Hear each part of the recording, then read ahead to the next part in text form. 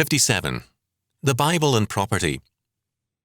For Karl Marx, the two great enemies were the biblical God and the family. He saw these two enemies linked together as the great champions of private property. Private ownership of property was, for Karl Marx and Engels, the cornerstone of the family, and the family the key institution of biblical religion. To abolish private ownership of property, Christianity had to be attacked. Marx and Engels were right in that they knew who their real enemies were. The Bible protects property in 2 of the 10 Commandments, quote, "Thou shalt not steal," end quote, and "Thou shalt not covet thy neighbour's house, nor anything that is thy neighbour's," end quote. But this is not all. The Mosaic Law had no property tax. A man, rich or poor, was made secure in his house and land from dispossession or seizure, and the Levitical laws emphasized this heavily. Man's basic security, the biblical law saw as resting in the private possession of property without the possibility of confiscation. The American colonies deliberately followed the biblical law and avoided any property tax in any form. In some states, there was no property tax until after the Civil War.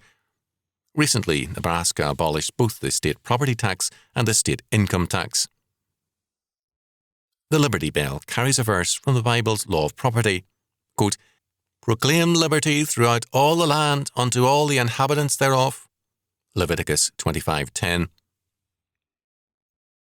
Wherever private property disappears, man's liberty is gone. Man is placed completely at the mercy of the state. Wherever private ownership is weakened, man's liberty is weakened also. There is an essential relationship between liberty and property. The American colonists saw this. One of the slogans of the War of Independence was, quote, "Liberty and property," end quote. Every attack on the private ownership of property is therefore an attack on liberty. It's an attempt to destroy the independence of man from the state, from the tyranny of civil governments. It is especially important for tyrants to destroy private ownership of farming property, either by direct confiscation or indirectly by controls. In every age, one of the primary targets of dictatorship has been to control the farmer.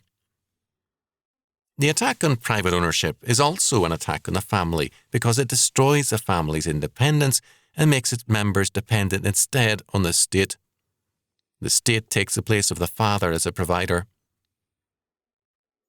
The attack on private ownership is also an attack on God because it despises his law and substitutes for it man's humanistic and socialistic law. The defense of private ownership is both a healthy and a necessary religious step. It's a defense of a way of life ordered by God for the welfare and happiness of mankind. The right to property is a God-given right. Ownership is evidence of work and character.